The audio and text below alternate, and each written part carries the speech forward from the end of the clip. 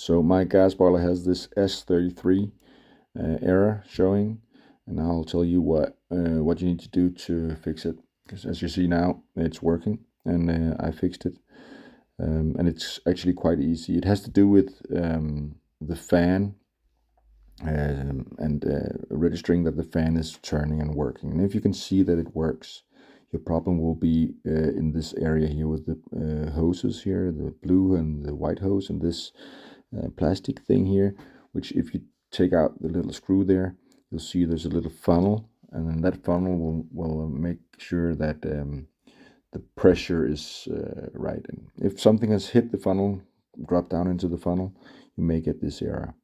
In my case, the problem is this sensor back here that actually senses the pressure inside this little funnel thing that shows that the blower is working.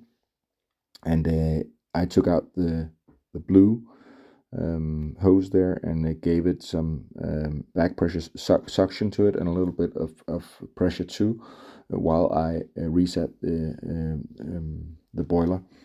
And that actually made it start without giving me that problem there.